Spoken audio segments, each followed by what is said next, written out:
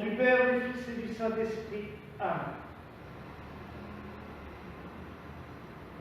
Mes frères et sœurs, nous célébrons Bède le Vénérable.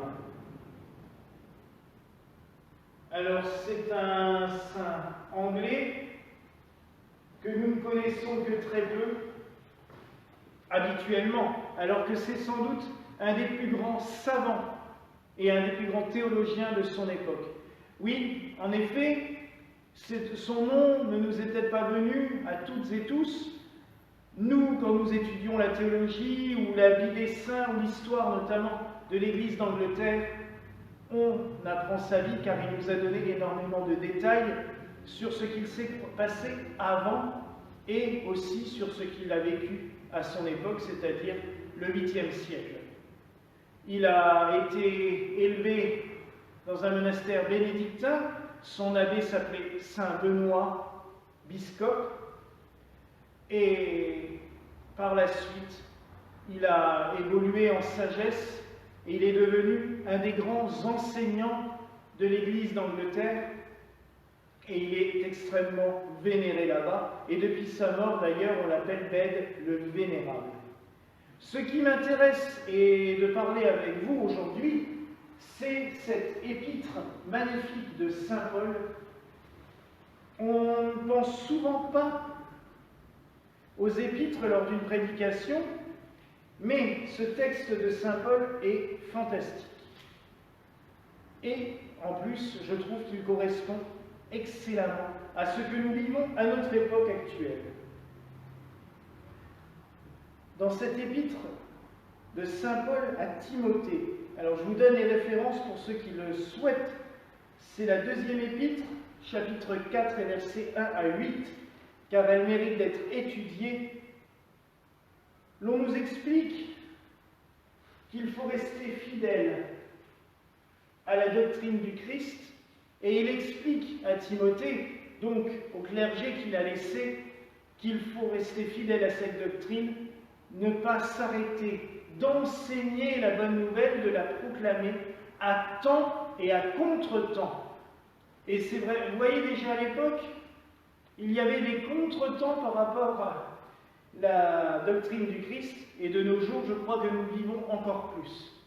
Ce qui est encore plus intéressant, c'est qu'il nous explique que pour satisfaire leur convoitise, satisfaire leur caractère personnel, de nombreuses personnes et de nombreux fidèles en viendront à se donner leur propre maître, à choisir des propres maîtres qui diront ce qu'ils ont envie d'entendre. Et j'ai l'impression, mes frères et sœurs, que c'est ce que nous vivons à l'heure actuelle. Nous avons de nombreuses personnes qui vous disent des choses assez révoltantes. Des fois, vous avez même les preuves que c'est faux. Vous publiez, vous leur dites, par écrit, mais attendez, là il y a la preuve que c'est faux. Oui, mais si moi ça me plaît d'entendre ça. Voilà. C'est exactement cet exemple-là que nous vivons à l'heure actuelle, et nous en avons de plus en plus. Et il monte, il surgit un peu partout, en politique mais en religion aussi, des gens qui nous disent ce que nous avons envie d'entendre. Ce que nous avons envie d'entendre. Mais est-ce que c'est la parole du Christ? Non, pas toujours. Alors vous pouvez me dire, oui, mais les intégristes ont à peu près le même discours. Oui, mais les intégristes interprètent aussi à leur façon. Quand on répond à un intégriste, mais le Seigneur a dit d'accueillir tout le monde, d'aimer tout le monde comme son prochain. Là, on vous met tout de suite une série de mais. Oui, mais, oui, mais, oui, mais. Non, il n'y a pas de mais. La vérité de l'évangile du Christ, c'est d'accueillir toutes et toutes. La vérité de l'évangile du Christ, c'est d'aimer son prochain comme soi-même. La vérité de l'évangile du Christ, c'est d'ouvrir grand les bras. Mais la vérité de l'évangile du Christ, c'est aussi d'être fidèle à la vérité et de savoir dire non quand on se retrouve face à un mensonge. C'est de savoir dire non quand on se retrouve face à des faux prophètes. C'est de savoir dire non quand on se retrouve face à des injustices.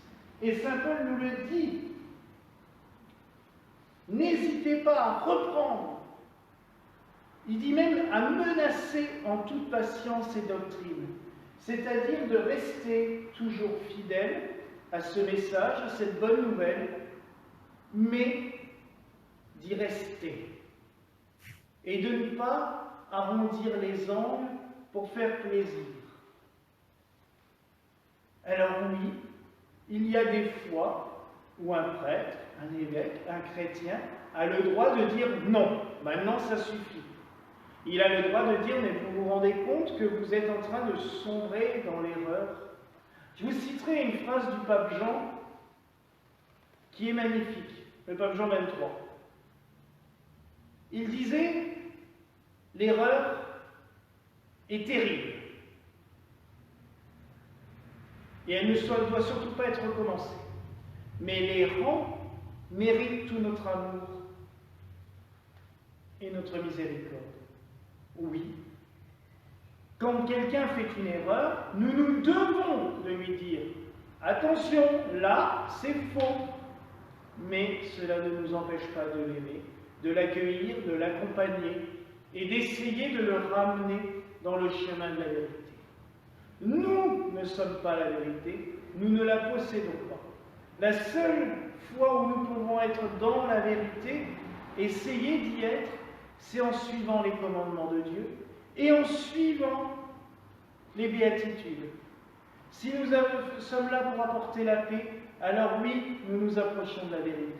Si nous sommes là pour apporter la justice, alors oui, nous nous approchons de la vérité. Si nous sommes là pour apporter la miséricorde, alors oui, nous nous approchons de la vérité. Nous ne l'avons pas. Il n'y a que le Christ qui est le chemin, la vérité et la vie. Alors, le Vénérable a fait cela. Il a défendu, bec et ongle, j'allais dire, la parole de Dieu, le message d'amour de l'Évangile.